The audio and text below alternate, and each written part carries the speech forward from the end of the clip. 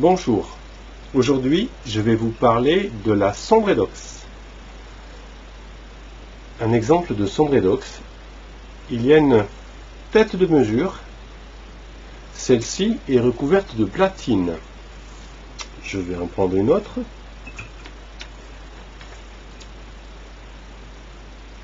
Celle-ci est une pointe en or. Nous allons voir quelque chose. Je vais mettre un appareil de mesure et je vais ajouter un petit peu de javel. Nous avons 550 mV. La pointe est un petit peu souillée parce que j'ai réalisé des opérations au préalable. Je vais maintenant introduire dans un mélange afin que vous puissiez voir. Voici le mélange et voici la sonde à l'intérieur. Je vais introduire une petite goutte de javel et vous allez regarder ce qui se passe.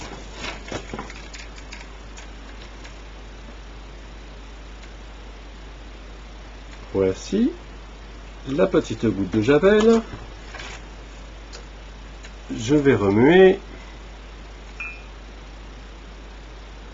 Vous voyez, le chlore libre agit sur la pointe en or.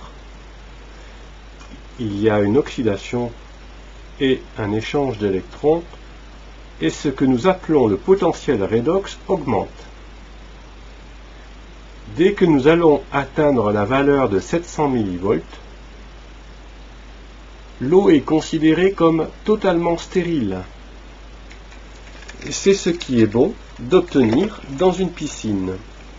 Maintenant, je vais utiliser un petit peu de citron et vous allez voir ce qui se passe.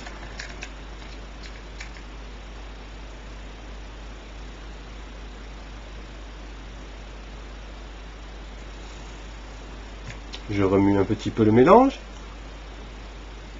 Vous avez vu? L'acidité, c'est-à-dire le pH de l'eau, fait monter tout de suite le potentiel redox. Ceci est important. Le premier élément, c'est que le potentiel redox est le reflet de la capacité oxydante de l'eau, c'est-à-dire son pouvoir de désinfection, son pouvoir d'agression sur les parasites, sur les membranes de parasites, membranes ou sur les virus ou toutes sortes de choses. C'est ce pouvoir d'agression. Les quelques gouttes de citron montrent que si le pH de l'eau diminue, le potentiel redox augmente, ce qui est normal. Quand on utilise un électrolyseur de sel, il est bien que le pH se situe en dessous de la valeur de 7,5. Pourquoi? Parce que c'est une valeur au-dessus de 7,5. La quantité d'hypochlorite de soude, c'est-à-dire de javel, augmente, et en dessous de 7,5, c'est l'acide hypochloreux qui augmente. Donc à 7,5, on est à équilibre 50% de javel, 50% d'acide hypochloreux.